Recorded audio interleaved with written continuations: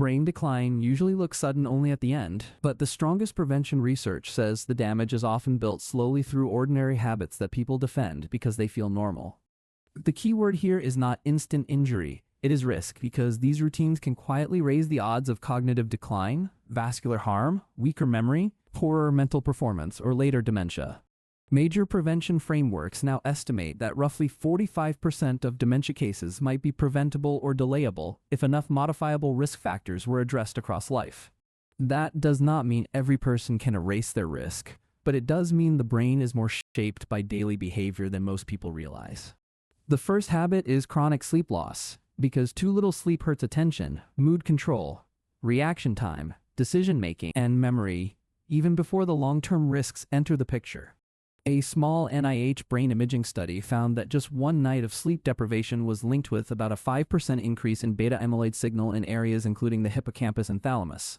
That study was small, and it does not prove one bad night gives anyone dementia, but it is strong enough to crush the idea that chronic short sleep is harmless grind culture. If sleep is part of the brain's housekeeping system, then cutting it short again and again means the cleanup shift keeps getting canceled while the brain still has to work. The second habit is living sedentarily, because the same circulation that keeps muscles alive also keeps the brain supplied with oxygen, nutrients, and metabolic support. Physical inactivity is now one of the major modifiable dementia risk factors, and public health guidance still points adults toward about 150 minutes of moderate activity each week. Exercise helps blood flow, insulin sensitivity, vascular health, mood, and probably brain plasticity too, which means stillness is not just a body problem. A life built around chairs, screens, cars, and almost no movement quietly weakens the very systems that keep the brain resilient under age and stress. The third habit is letting high blood pressure go unchecked, because hypertension can damage blood vessels for years while giving almost no daily warning. Midlife hypertension is one of the strongest established brain risk factors, and dementia prevention experts have described blood pressure treatment as the strongest medication-based preventive measure now known. That makes blood pressure different from a vague wellness issue. It is a direct brain protection issue because what harms blood vessels also harms thinking and stroke risk. Saying "I feel fine" does not change the biology, and silent damage is exactly why uncontrolled blood pressure becomes such a dangerous long game. The fourth habit is ignoring diabetes, or living with chronically poor blood sugar control, because the damage does not stay in the bloodstream or stop at the pancreas. Uncontrolled diabetes affects blood vessels, inflammation pathways, and metabolic stability, which is why public health advice treats diabetes management as a cognitive health behavior too. A routine of sugar swings, inactivity, delayed treatment, and poor metabolic control gradually reaches the brain through vascular and chemical stress. The fifth habit is smoking, and it remains one of the clearest modifiable risk factors for cognitive decline and dementia. Smoking contributes to vascular injury, oxidative stress, and stroke risk, while also worsening other major factors such as blood pressure and circulation. Many people still think of smoking mainly as a lung or cancer problem, but it is also a brain aging accelerator with a very direct pathway through the blood vessels. The sixth habit is regular heavy drinking, especially when the pattern hides inside ordinary routines like nightcaps, weekend binges, or stress drinking that no longer feels unusual. Major prevention frameworks treat excessive alcohol use as a meaningful dementia risk factor, and the damage is not limited to one route.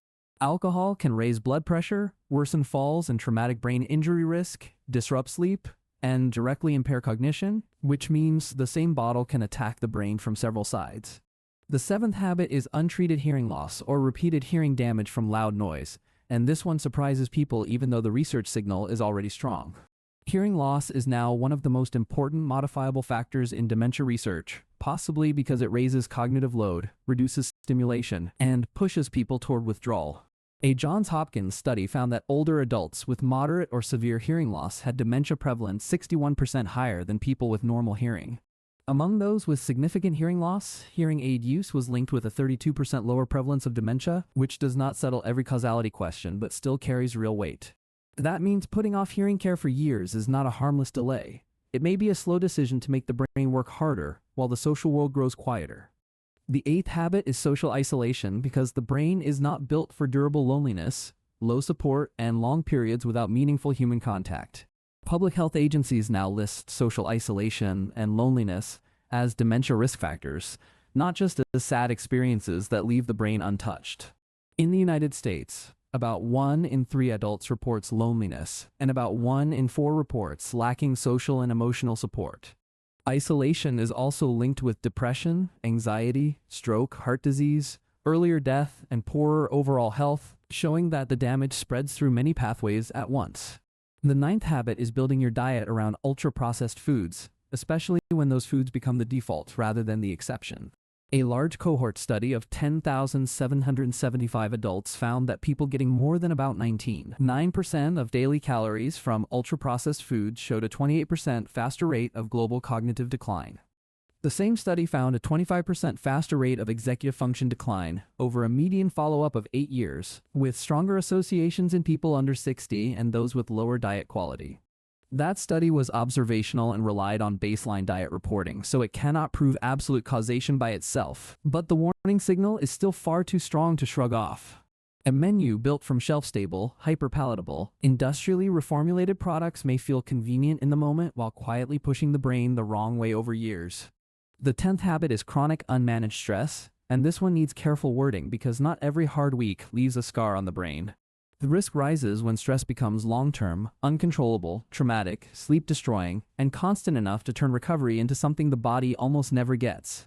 Reviews have noted smaller hippocampal volume in some chronically stressed clinical populations, along with stress-related changes in memory-relevant neural systems. So the issue is not ordinary pressure before an exam or a deadline. The issue is a life pattern of hyperarousal, poor sleep, emotional suppression, and zero regulation. In that form, stress stops behaving like a passing feeling and starts becoming an environment the brain has to live inside every day. Those are the 10 everyday habits, but several near-miss factors matter enough that leaving them unnamed would give the wrong picture. Air pollution, especially fine particulate exposure, is increasingly linked to dementia risk, which means the brain also lives inside the air, not just inside personal choices. Untreated vision loss has now entered newer dementia prevention frameworks too, which matters because sensory loss often increases strain, withdrawal, and reduced engagement with daily life. High LDL cholesterol and obesity also matter strongly, especially through vascular pathways, reinforcing the same lesson repeated by blood pressure, diabetes, smoking, and inactivity. Repeated head injury deserves far more public attention as well, even if it is not an everyday habit for most people in the same way sleep loss or social isolation are. Look at the pattern across the list, and one thing becomes obvious. 7 of these risks hit the brain partly through blood vessels, circulation, or metabolic stability. Sleep loss raises stress on memory systems, inactivity weakens circulation, blood pressure injures vessels, diabetes harms metabolism, smoking damages blood flow, alcohol compounds several risks, and processed diets add more pressure. Another cluster works through input and engagement, because hearing loss, vision loss, and social isolation all make the brain work with less stimulation and fewer healthy connections. That overlap matters because people often treat each habit like a separate problem, when in real life, many of them stack on the same nervous system at the same time. A person who sleeps 5 hours, sits all day, skips hearing care, stress drinks at night, and lives on ultra-processed food is not carrying one risk. They are carrying several interacting ones. That is also why prevention frameworks talk about modifiable factors across life rather than one miracle supplement or one memory game. The strongest protection still looks ordinary. Keep blood pressure treated, keep blood sugar controlled, protect sleep, move your body, hear well, eat better, stay socially connected, and cut smoking and heavy drinking. What ties nearly everything on this list together is that the brain depends on blood flow, sleep, stimulation, movement, sound, connection, and metabolic stability. When those systems weaken together, the outcome can look mysterious from the outside, even though the path was built from ordinary choices repeated for years. That is why the 45% estimate from prevention frameworks matters so much. It suggests a large share of dementia risk is tied to factors people can influence long before symptoms appear. Sleep is part of that long game. Movement is part of that long game. Hearing is part of that long game. And so are blood pressure, blood sugar, and social connection. The habits do not all act through the same route, but several of them meet in the same place by harming circulation, increasing inflammation, worsening stress chemistry, or reducing mental stimulation. That means the person who fixes even 2 or 3 of these patterns may be helping the same brain from several directions at once. Damage those systems slowly enough, and the decline can stay invisible for years, which is why people mistake a long buildup for a sudden collapse. That is also why simple prevention can look boring. Go to sleep, walk, treat your blood pressure, protect your hearing, control your blood sugar, stop smoking, drink less, stay connected. Those steps are not glamorous, but neither is the study showing 61% higher dementia prevalence in older adults with moderate or severe hearing loss. Neither is the cohort study of 10,775 adults linking ultra-processed foods with faster global and executive function decline over 8 years. Neither is the quiet fact that one night of sleep deprivation was linked with about a 5% rise in beta amyloid signal in vulnerable brain regions. None of those studies says one rough weekend ruins a brain forever, but together they say that normal-looking habits can bend long-term risk in measurable ways. That is why ignoring hearing aids, joking about 4 hours of sleep, or treating chronic stress as ambition can become expensive long before memory loss makes the bill obvious. The same goes for calling processed food convenience a harmless shortcut when the diet keeps displacing better options day after day for years. And it goes for loneliness too, because a person can look busy online while still living with the brain-level cost of too little meaningful connection. That is why the list keeps circling back to ordinary maintenance instead of dramatic rescue. Better sleep, better movement, better hearing, better control of pressure and sugar, and better connection. The brain usually benefits from the same boring consistency that people struggle to post online, because consistency looks less exciting than crisis. But the studies on hearing loss, ultra-processed food, hypertension, inactivity, and alcohol all point in the same direction. Routine matters more than spikes of motivation. That direction is not mysterious at all. Protect the blood vessels, protect sleep, protect sensory input, protect social connection, and the brain usually gets a better long-term environment. Ignore those basics long enough, and the opposite environment starts forming in silence through inflammation, poor circulation, bad recovery, and shrinking stimulation. That is why untreated high blood pressure is so dangerous, why hearing aids may matter more than people think, and why loneliness belongs in a brain health conversation. It is also why smoking and heavy drinking age the brain in ways people often overlook while focusing only on the lungs, liver, or next-day hangover.